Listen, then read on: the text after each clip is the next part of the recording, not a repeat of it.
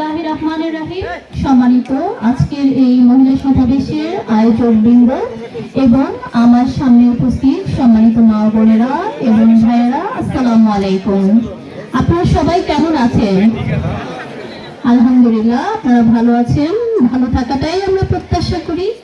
প্রত্যেকেই যখন ভালো থাকবো, সুস্থ থাকবো, তখন আমাদের ভবিষ্যৎটাও সুস্থ হবে, তাই না? নিরাপদ হবে, আমরা সেটাই আশা করি। আজকে কোনো বক্তৃতা দিতে আসিনি, আজকে এসেছি এটা আমাদের আত্মীয়র বাড়ি। সেই সুবাদে আপনারাও আমাদের আত্মীয়, আত্মীয় না? যদি আত্মীয় হন তাহলে আত্মীয়র কাছে তো ভোট চাওয়ার কিছু নেই, নাকি? আত্মীয়তার খাতিরে শুধু একটু বলতে এসেছি, একজন নারী হিসেবে, একজন সমাজের সচেতন নাগরিক হিসেবে শুধু আপনাদের কাছে একটু অনুরোধ করতে এসেছি। আমরা নারীরা অনেক বেশি, এই দেশের 51% নারী। তাহলে আমাদেরকে পিছিয়ে রেখে এই সমাজ ব্যবস্থা এগিয়ে যাবে না। এগিয়ে যাবে মা বোনেরা? আমরা নোয়াখালী অঞ্চলের মানুষ, আমাদের মায়েরা সবচেয়ে বেশি সংগ্রামী। জীবন যুদ্ধের প্রতিনিয়ত আমাদেরকে সংগ্রাম করে যেতে হয়, সংগ্রাম করে যেতে হয় না? আমাদের কর্মক্ষেত্রে, আমাদের সংসারে অনেক ক্ষেত্রে আমাদেরকে সংগ্রাম করতে হয়। সন্তানের লেখাপড়া নিয়ে চিন্তা করতে হয়, একটু পরিবার কিভাবে সচ্ছলভাবে চলবে সেই বিষয়ে আমাদেরকে চিন্তা করতে হয়। মাদের চিন্তা সবচেয়ে বেশি না? সেজন্য পুরুষদের পাশাপাশি আমাদেরকেও এগিয়ে আসতে হবে, আমাদেরকেও নিজেদেরকে স্বাবলম্বী করার জন্য এগিয়ে আসতে হবে। এই স্বাবলম্বী করার জন্য তো আমাদেরকে একটি দিক নির্দেশনা দিতে হবে, ঠিক না? যদি আমরা সঠিক দিক নির্দেশনা না পাই তাহলে আমরা তো আমাদের প্রতিভাগুলোকে জাগ্রত করতে পারবো না। আমাদের সামাজিক যে সমস্যাগুলো, সমাজের যেই ব্যাধিগুলো আমাদেরকে আঁকড়ে ধরে আছে, সেগুলো থেকে আমরা বের হয়ে আসতে পারবো না। আমরা মেয়েরা যখন স্কুলে যাই, দেখা যায় অনেক ধরনের সমস্যার সম্মুখীন আমাদের হতে হয়। দেখা যায় টিজিং এর মতো একটি অবস্থা আমরা পতিত হই, ঠিক না? আমরা নারীরা স্কুলে যাওয়ার সময় আমাদের এই সমস্যাগুলো সমাধান করতে হবে। আমরা চাই না আমাদের দেশে, আমাদের সমাজে এরকম কোনো অবস্থা থাকুক যেখানে আমাদেরকে স্কুলে যাওয়ার সময় এই সমস্যাগুলো সম্মুখীন হতে না হয়। এবং ঘরে আমরা দেখি, আমরা পুরুষরা ঘরেও বিভিন্ন ভাবে অবহেলিত হই, নিগ্রহের শিকার হই, ঠিক না? পারিবারিক কলহকে কেন্দ্র করে আমাদের মা বোনদেরকে অনেক নির্যাতিত হতে হয়। দেখা যায় অনেক সময় গায়ে হাত পর্যন্ত তোলা হয়, হয় কিনা? আজকের এই উপস্থিতি যদি আপনাদের কাছে মনে হয় নির্বাচনের জন্য, আপনারা শুধু এটা নির্বাচনের জন্য মনে করবেন না, নারীদের অধিকার প্রতিষ্ঠার জন্য আজকে আমাদের এখানে এই উপস্থিতি।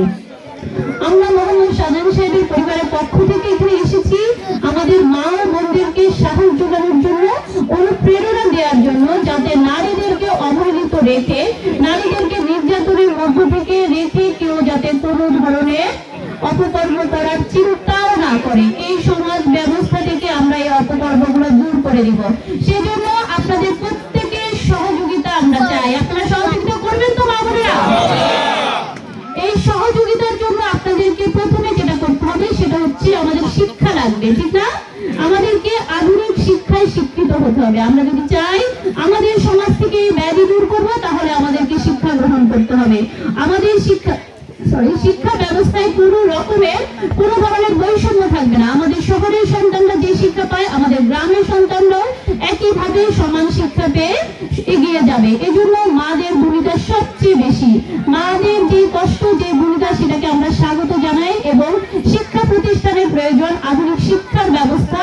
বিএনপিকে যদি আপনারা ক্ষমতায় আইনে আপনাদের সেবা করার সুযোগ করে দেন, এই ব্যবস্থাগুলো, এই কার্যকরগুলো কিন্তু গ্রহণ করা হবে। আমরা চাই না আমাদের দেশে কোনো নারী যৌতুকের নামে হয়রানির শিকার হোক। এই যৌতুক প্রথা থেকে আমাদেরকে বের করে আসার জন্য আমাদেরকেই কার্যক্রম গ্রহণ করতে হবে, ঠিক না মা বোনেরা? আমরা যদি বিগত দিনের মতো চুপ করে ঘরে বসে থাকি, পুরুষের নির্যাতনের শিকার হই, তাহলে এই যৌতুক প্রথাগুলো আরো বেড়ে যাবে, ঠিক না? এগুলোকে আমরা প্রশ্রয় দিব না। আপনাদের সাহস যোগানোর জন্য আজকে আমাদের এই উপস্থিতি। শুধু ভোটকে কেন্দ্র করে নয়, আপনাদের সহযোগিতা আমরা চাই। এই সহযোগিতার জন্য একটি মাধ্যম হচ্ছে ভোট। মা ও বোনেরা, আপনারা বিগত সময় কি হয়েছে ভুলে যান। এখন একটি পরিবর্তন এসেছে। আমরা চাই এই পরিবর্তনের সাথে আমাদের নারীদেরও পরিবর্তন আমরা আমাদের অধিকার সচেতন হব। আমাদের অধিকার প্রতিষ্ঠার জন্য যতটুকু ব্যবস্থা লাগে মোহাম্মদ শাহজাহান সাহেব করে দিবেন। সেজন্য আপনাদেরকে বলবো, আপনাদের গণতান্ত্রিক অধিকার প্রতিষ্ঠার জন্য অবশ্যই আপনাদেরকে ভোট দিতে হবে। যদি ভোটের প্রক্রিয়ায় মা বোনেরা আপনারা পিছিয়ে যান, তাহলে আপনাদের এই অসুবিধাগুলো, সমাজের এই অসঙ্গতিগুলো, এগুলো দূর হবে না, এগুলো কাটবে না। এগুলো কাজের জন্যই আপনাদেরকে ভোট দিতে হবে। আপনারা অবশ্যই, আমি প্রত্যাশা করি, আমাদের জন্য, আমাদের নিজেদের জন্য, নিজেদের স্বাবলম্বী হওয়ার জন্য আপনারা ভোট কেন্দ্রে যাবেন, আপনাদের মূল্যবান ভোট প্রয়োগ করে যিনি এই সমাজের পরীক্ষিত সৈনিক। মোহাম্মদ শাহজাহান সাহেব এই সমাজের পরীক্ষিত একজন ব্যক্তি, ঠিক না? কারণ বিগত 4 বার ওনাকে আপনারা আপনাদের সেবা করার সুযোগ করে দিয়ে পরীক্ষা দেওয়ার সুযোগ করে দিয়েছিলেন, ঠিক না? সেই পরীক্ষায় আপনারাই ওনাকে উত্তীর্ণ করেছেন, কারণ আপনারা ভোট দিয়েছেন বলে উনি আপনাদের সেবা করার সুযোগ পেয়েছে। সেই সুযোগটি যখন আবার এসেছে, আমি সম্মানিত মা বোনদের ভাইদেরকে বলবো, আপনারা প্রত্যেকেই কেন্দ্রে যাবেন, ওনাকে সুযোগ দিবেন আপনাদের সেবা করার। কারণ মনে কি কোনো সন্দেহ আছে যে উনি ভালো মানুষ না? উনি যখন ক্ষমতায় ছিলেন, সাধারণ মানুষ থেকে শুরু করে ভিন্ন দলের ভিন্ন রাজনৈতিক মানুষ কারো কোনো ক্ষতি করেছে কেউ বলতে পারবেন? উনি কখনো কারো কোনো ক্ষতি করেননি, ক্ষতি উনি চিন্তাও করেন না। উনি চান ওনার এই সমাজ ব্যবস্থায় এই অঞ্চলের মানুষ সর্বোচ্চ শান্তিতে বসবাস করুন। সেই শান্তির জন্য আমরা আশা করব আপনারা সেই সুযোগ করে দিবেন অতীতের মতোই। আমি আজকে এই সংক্ষিপ্ত বক্তব্যে আর কিছু বলবো না। এখানে আমার মামুদ আছেন ডক্টর, ওর কাছ থেকে আপনাদের যা দাবি দেওয়া আছে আপনারা চেয়ে নেবেন। আপনারা প্রত্যেকে ভালো থাকবেন, সুস্থ থাকবেন, আপনাদের নিরাপত্তা এবং সুস্থতা কামনা করি। আসসালামু আলাইকুম।